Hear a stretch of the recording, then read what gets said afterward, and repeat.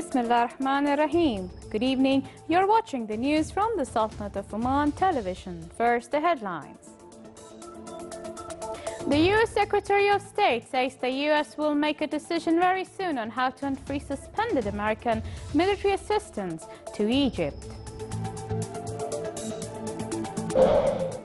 Iraqi forces battling to wrest full control of the city of Tikrit from Daesh militants pose the offensive for a second day. And the Sultanate participates in a United Nations conference in Japan that discusses a new plan to reduce disaster risk.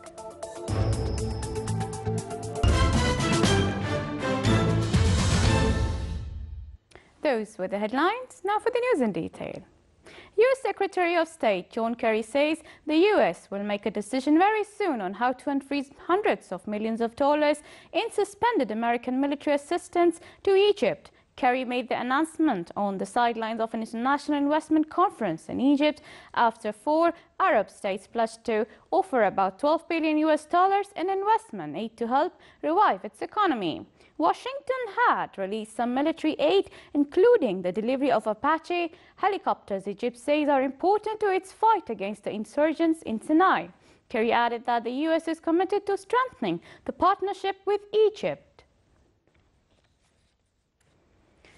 The Egypt Economic Development Conference continued its works at Sharm el-Sheikh city. The second day of the event witnessed the signing of a number of agreements by the Egyptian government with Arab and international companies in various industrial and banking sectors, with billions of dollars to support the Egyptian economy. The Egyptian Prime Minister Ibrahim Mahlab highlighted the economic vision adopted by his government to upgrade the economy of Egypt. Mahlab pointed out that his government pays great attention to providing distinguished investment atmosphere through adopting economic policies and measures to solve crises suffered by the Egyptian economy. Iraqi forces and militia battling to wrest full control of the city of Tikrit from Daesh militants paused the offensive for a second day today as they awaited reinforcements. A source in the local military command center told Reuters military commanders had reached a decision to hold the operation until a suitable, carefully set plan is in place to break into central Tikrit. Army and militia forces pushed into Saddam Hussein's home city this week in their biggest drive yet against insurgents who seized large swathes of land in Iraq and neighboring Syria last year in a lightning campaign halted just outside Baghdad.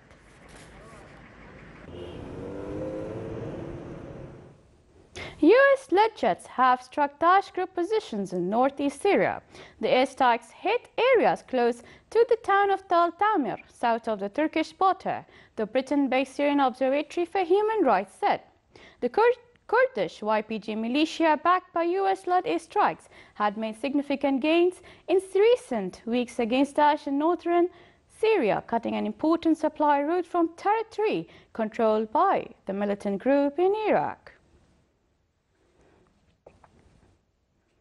U.S. Secretary of State John Kerry said today that talks on Iran's disputed nuclear program have made progress, but there were still important gaps to overcome. Kerry, who is attending a 3-day international investor conference in the Egyptian resort town of Sharm el-Sheikh, said the purpose of the Iran talks was not just to get any deal, it is to get the right deal.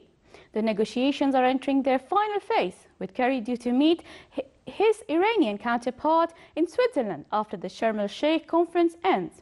6 world powers, Britain, China, France, Russia, the United States and Germany, aim by the end of this month to nail down the outline of a deal that would provide Tehran for making a nuclear bomb.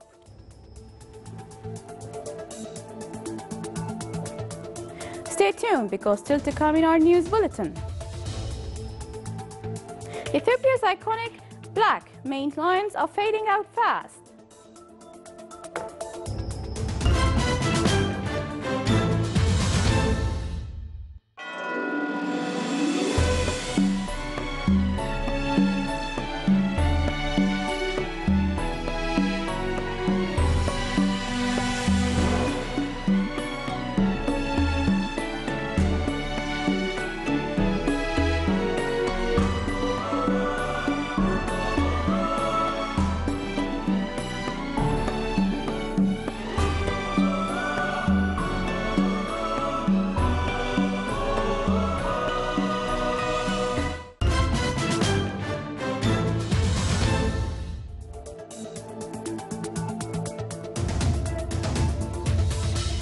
back to the news from the Sultanate of Oman television.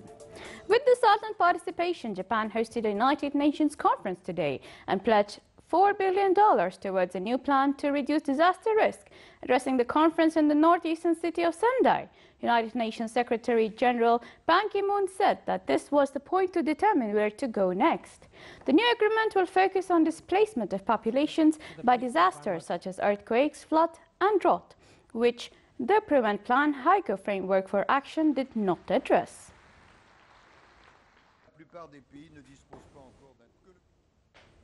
Amateur video reveals damage in Port Vila after cyclone Pam tore through the Pacific island nation of Vanuatu today.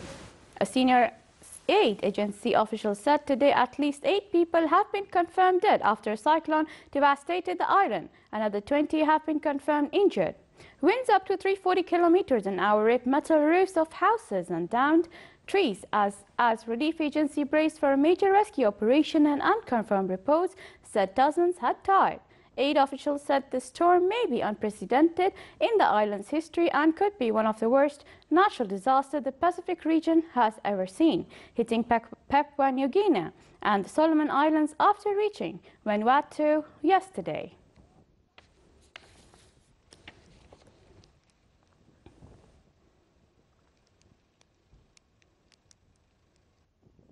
A forest fire spread quickly along Chile's coast, threatening to reach the port cities of Valparaiso and Vina del Mar.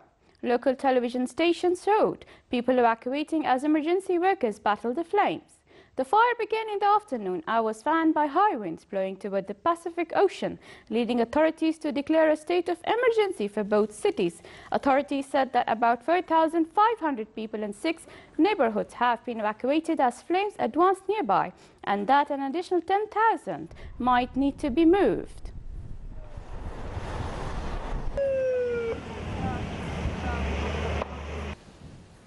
In the face of a shrinking natural environment, Ethiopia's iconic black-maned lions are dwindling in number. More details in the following report. The lion is the national symbol of Ethiopia and a cultural icon. The country's capital, Addis Ababa, is dotted with lion statues. The big cat adorns the currency, and Bob Marley famously sang about the Lion of Judah, referring to the former Ethiopian emperor. Many Ethiopians also believe their country's lions are different from those found elsewhere. These 2 lions that we have back here, they're what will be called Abyssinian lions. They have a phenotypic trait, which is this large black mane that you don't find in many regions outside of the Horn of Africa. And it's become something that's very distinct for Ethiopia in particular, and a pretty big source of pride, and it's very iconic. While the black manes are distinct, there are conflicting results on the question of genetic difference from other African lions. One of the few places the public can see these black-maned lions are at the Addis Ababa Zoo. Here, 14 lions and lionesses live in cramped concrete cages. That is not the right thing to do, because we believe in Born Free, that wildlife belongs in the wild, not in a cage, not in somebody's compound, not as a pet. So that's what we do. We need all wildlife to be in the wild. So that's what we do. The Born Free Ethiopia Wildlife Sanctuary just outside of the capital cares for rescued lions that were poorly treated in captivity. Unlike the other animals the centre rehabilitates and sets free, the lions are there for life as they can't be safely released, for either their own safety or the community's. The most recent estimate puts Ethiopia's lion population at 1,050. Their numbers are in decline because of a loss of habitat and political neglect. By law, Ethiopia regulates lion culling to control problem animals, but with a ballooning human population, conflict killings are common. Personally, I believe not all protected areas in Ethiopia are well protected, because you may have people that reside in the park for half the year, or pastoralists coming to the park every now and then to graze their cattle, and lions, there's the cattle, they may feed on it, and it results in conflict. And with conflict, if you don't mitigate it and if it's not well managed, then it will lead to persecution of lions. Africa-wide, the lion is classified as vulnerable on the red list of threatened species, meaning that it faces a high risk of extinction in the wild. It's estimated only 32,000 African lions remain.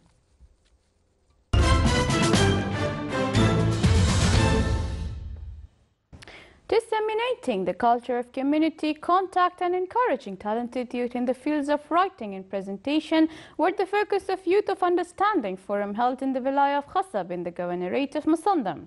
The event included a discussion session and workshop on writing. A host of youngsters from the Wilaya of Masandam took part in the gathering, which also promoted the culture of dialogue. The forum toured several governorates of the Sultanate with the participation of around 300 male and female youth till now.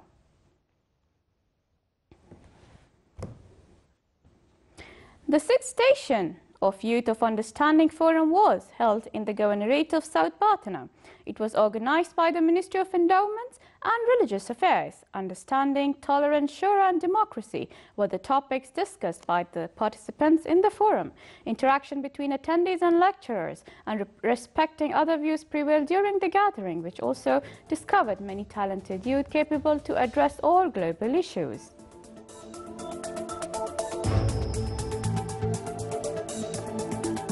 This is the Sultanate of Oman television. Before we end tonight's bulletin, here are the main points once again.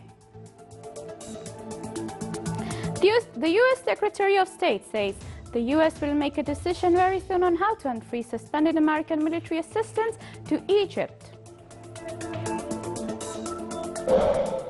Iraqi forces battling to wrest full control of the city of Tikrit from Daesh militants pause the offensive for a second day.